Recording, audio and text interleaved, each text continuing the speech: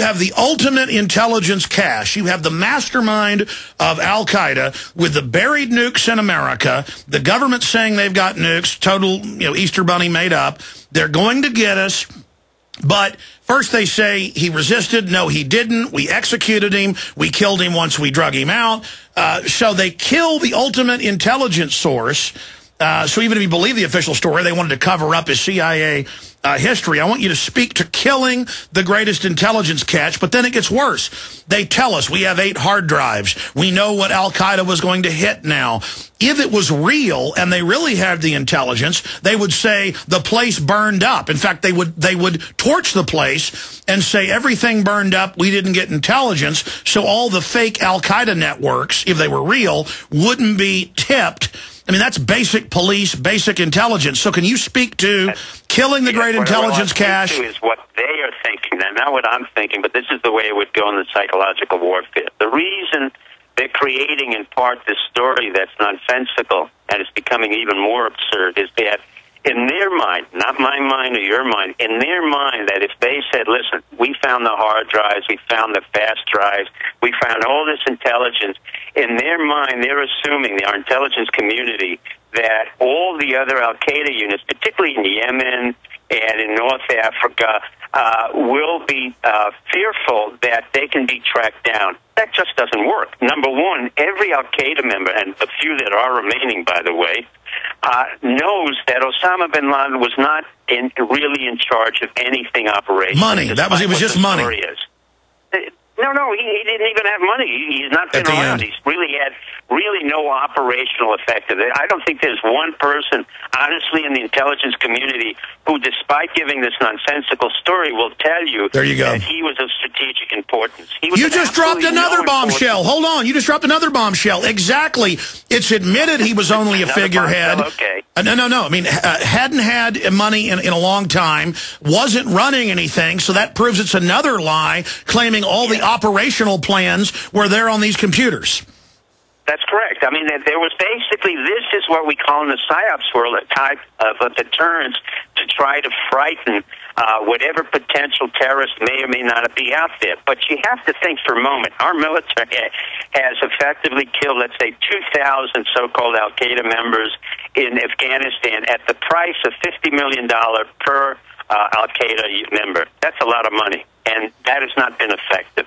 So the overall goal of civil society and the president's notion that we should have love and kumbaya and understanding, get rid of corruption, and by the way, this is quite interesting, given a man who came from a very corrupt city like Chicago, going out internationally and saying we really should get rid of corruption around the world.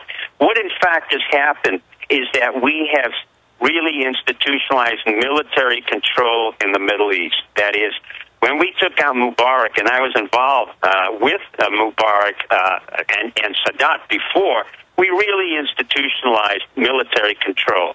And what's happening now in Libya is that we're supporting military control as well. Contrary to what they say, we're bringing in the Egyptian Special Forces. We have Special Forces there. We have CIA operatives, which he had to admit. The truth of the matter is, this entire program isn't just from the intelligence point of view. This is very low level on the intelligence. And from the strategic point of view, this is not working at all. And he has no idea. So Ben Rhodes, who's writing a speech, a very ineffectual foreign policy man who just basically is a political hack, is trying to integrate the so-called killing of Osama Bin Laden, which is not true, and what it means for the Middle East, which he has no idea because our intelligence community never picked up the notion that one poor man could put himself on fire in Tunisia and set off a riot in Egypt and then subsequently in Libya and Bahrain. Our real war and the military and the men who are on the ground understand that our real war has nothing to do with Osama Bin Laden. That's just what we call a distraction. Our real issue is a fight with Iran right now in Bahrain and in Syria, where Iran is helping the Syrians to suppress many of the dissidents. And this is what's going on. But if we dissect every element of it, what you see right now is you have a civilian government, again, in the White House, who's really not qualified to run international affairs. Forget domestic affairs, because this guy, Tom Donilon, was part of the corruption of Fannie Mae, and how he could have been appointed a national security advisor, a corrupt individual who was a lobbyist for a corrupt institution, as you know, and you've talked about it before. Fannie Mae tells the American president and America this is what we should be believing, while his wife is working for Biden, who also is not the swiftest individual in the world. You have to remember, this is a man who plagiarized many of his speeches long ago and has a problem with a few aneurysms in his head. And now this is what we have controlling the American public, telling us, we, who they consider as dumb rummies, who have to make a living, who have to take two jobs, who have to go to school, as you said, at a very expensive school systems that are ripping us off. And we have to say, listen, it's enough. Take your incompetency, take your nonsense, and get the hell out of here, because we have to have a living. And the major national security problem that every one of my generals knows and every one of my intelligence colleagues understand is the national debt. It is not Osama.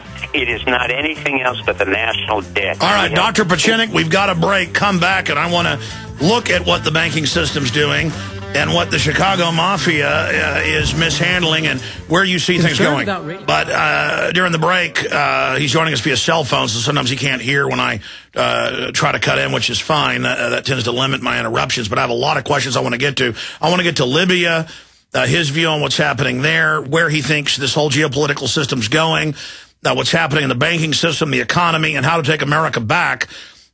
With Dr. Steve Pieczenik, and we'll open the phones up at about 15 into the next hour. Toll-free number to join us. We're opening them up now.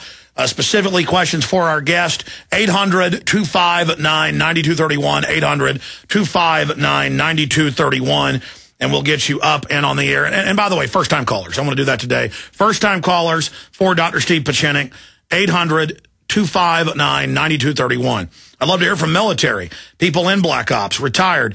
He was talking about most of his colleagues, formerly intelligence or currently, just say, this is embarrassing us. This is going to discredit everybody. This is too obvious. You got a Chicago, New York mafia that are used to always winning, and they're not even using professionals for their lies, and that's why it's gotten so cartoonish. But I was saying, Doc, you didn't get into the point of, if we're to believe the fable that they just killed him, why, if he didn't resist, capture him and get the intel, and you answered it very succinctly.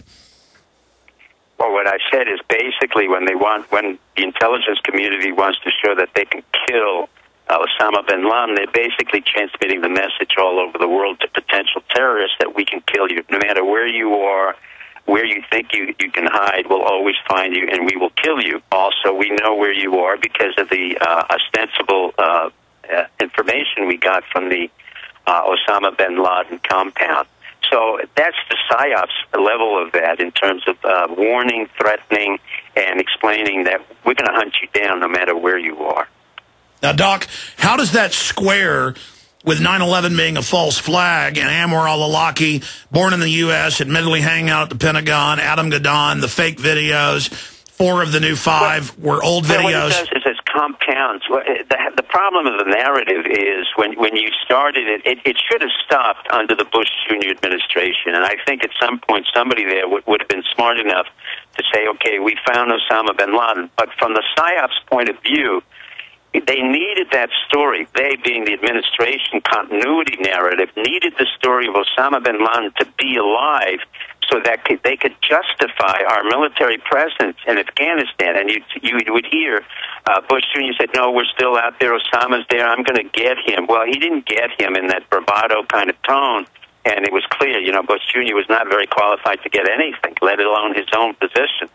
But then Obama comes in and says, yes, we'll hunt them down, and once we've hunted them down, we will leave Afghanistan. Well, lo and behold, they are leaving Afghanistan, and propitiously, as we say in the intelligence community, suddenly we found Osama bin Laden, and we killed him. Well, the propitious element of the political expediency is the fact that they used this dead body and narrative in order to justify the exit from Afghanistan and Pakistan. In that process, which is really a tactical issue, Osama bin Laden's death has no relevance to our strategic position, none whatsoever.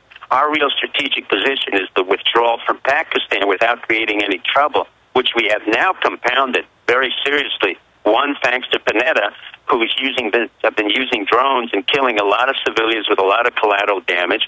Secondly, because the relationship between the CIA, which created the ISI years ago, while I was in the administration, has been absolutely horrendous, and the Pakistanis have used and been used. And so right now there's a relationship that's going on that's in a marriage that I would characterize like a sadomasochistic relationship. The Pakistanis say, hit me, and then they hit me, and then they go back and they hit the CIA, and the CIA says, why did you hit me? And they hit them back. There's this ongoing game that goes on. Stay there. Got a break, Doc.